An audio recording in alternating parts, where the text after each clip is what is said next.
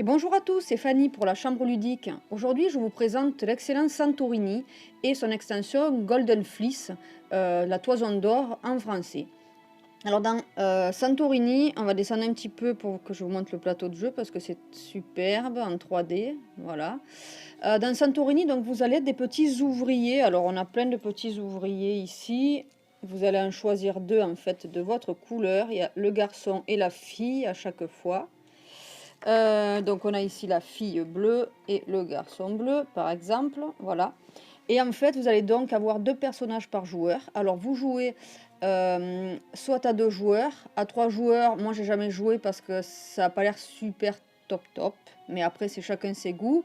On peut jouer aussi à 4 en équipe, c'est un peu plus dur parce qu'il faut essayer de deviner ce que l'autre... Enfin, quelle est la stratégie de notre coéquipier, voilà, sans trop parler. Donc personnellement, moi c'est vraiment un jeu que je conseille à 2 joueurs.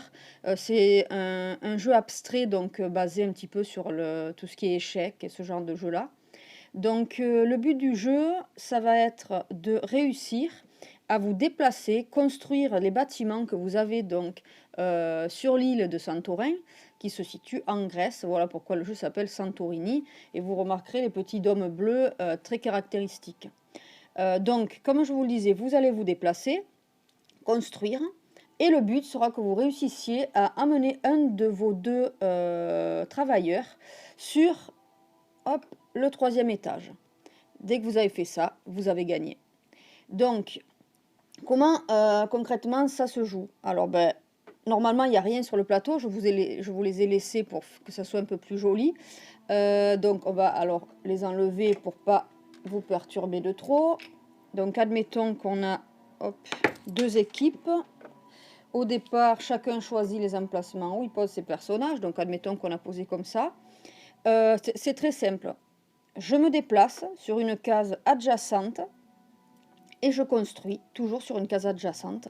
Donc, quand il n'y a rien, ben forcément, je vais construire sur un étage 0. Ensuite, ça vient l'autre joueur qui lui aussi va se déplacer et va construire quelque chose.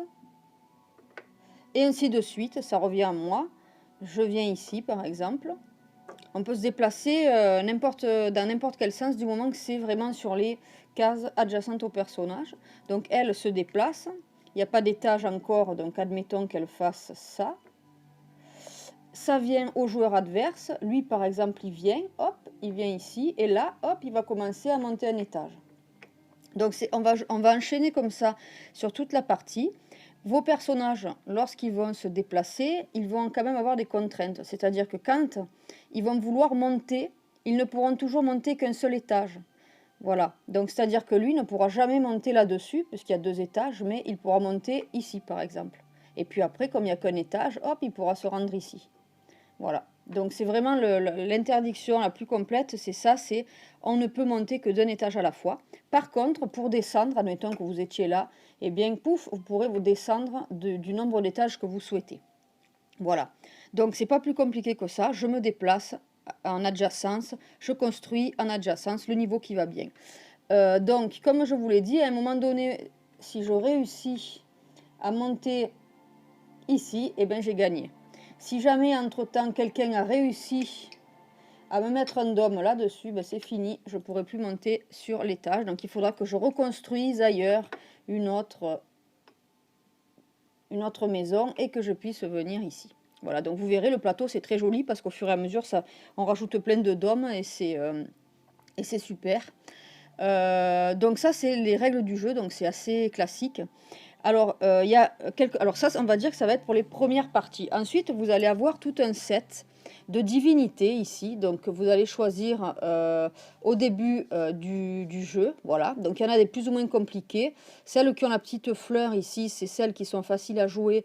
Donc, on les conseille pour les débuts.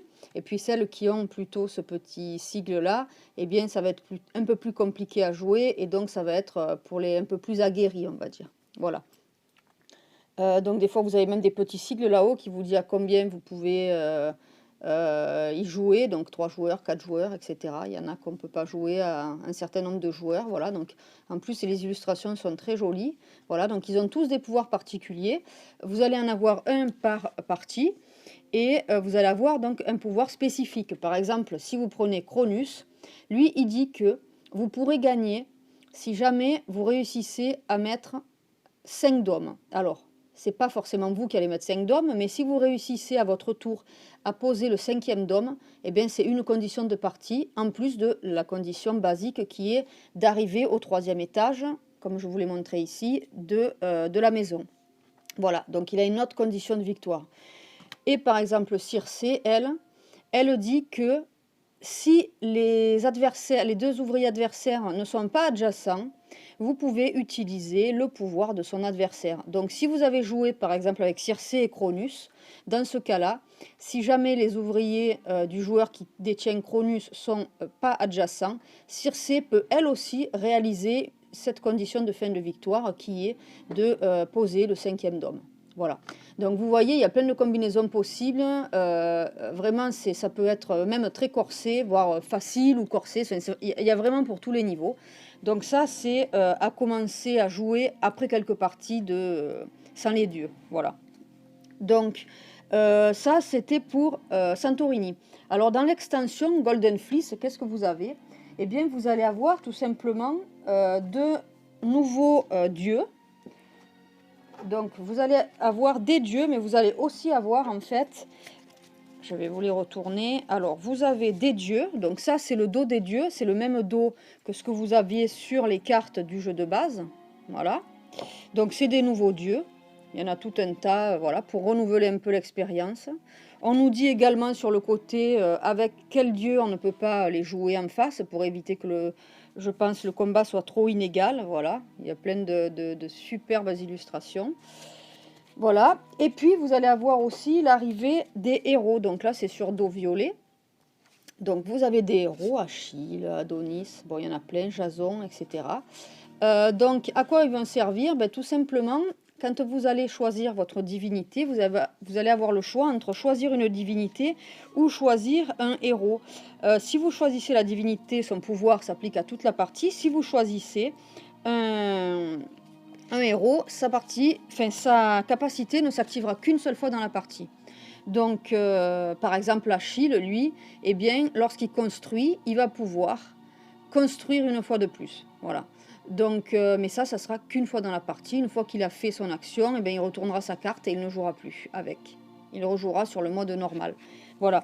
Donc, du coup, vous pouvez jouer, par exemple, alors, soit tous les deux des divinités, soit tous les deux. Enfin, je dis les deux parce que je sais qu'on y joue quasiment qu'à deux. Enfin, d'ailleurs, qu'à deux.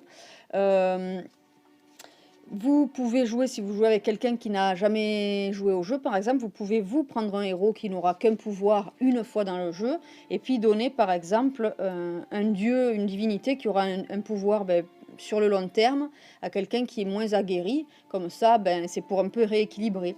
Voilà. Après, si vous jouez avec quelqu'un avec qui vous avez l'habitude de jouer, les personnes qui ont le même niveau, vous prenez tout simplement deux divinités chacun, enfin, chacun une divinité ou chacun un héros, voilà, par exemple, pour que ce soit équilibré.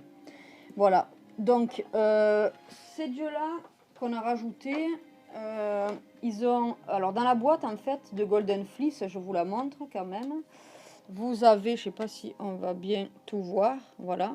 Donc on a donc nos héros, nos divinités, on va avoir ça et je vais vous expliquer ce que c'est après. Vous avez des nouveaux persos en plus et vous avez plein de petits jetons. Vous avez ce joli petit meeple en carton. Voilà, vous avez tout un tas de pièces. Donc ça rend un petit peu plus interactif, j'ai l'impression, les divinités. Voilà, vous voyez, vous avez ce paravent qui va vous permettre de cacher ceci et de pouvoir poser des pions là-dessus. Donc ça, c'est ce qui va avec, je sais plus quelle divinité, mais c'est le dieu des abysses, là. Et en fait, vous allez camoufler tout simplement ce petit... en fait, c'est le plateau de jeu, tout simplement. Et vous allez pouvoir poser des pions abysses ici, donc que le joueur ne verra pas. Et votre condition de victoire, c'est de faire tomber l'adversaire dans ces abysses. Voilà, donc ça rajoute en fait du matériel en plus aux simples divinités qu'on avait au départ qui n'ont en fait pas de matériel associé. Voilà, donc c'est assez sympa. Alors, je vous parlais du petit bélier qui est là. Donc c'est le bélier, alors je ne sais pas si on le voit bien, ouais, ça va, on le voit. C'est le bélier qui se nomme Chrysomalos, voilà. Donc, lui va complètement changer la façon de faire, c'est-à-dire que par exemple, s'il est posé ici, en fait, là, personne n'aura de carte Dieu. Il y aura, enfin, une carte divinité. Il y aura une carte divinité pour toute la partie et pour tous les joueurs. Par exemple, on dit Cronus, donc on le pose ici pour dire que c'est lui qu'on va utiliser. Et les joueurs obtiendront son pouvoir uniquement lorsqu'ils seront adjacents à lui. Donc du coup, ça veut dire que n'importe qui va s'approcher en adjacence de Chrysomalos le bélier, eh bien, va pouvoir utiliser le pouvoir de la divinité. Voilà. Donc ça change un petit peu la façon de jouer aussi.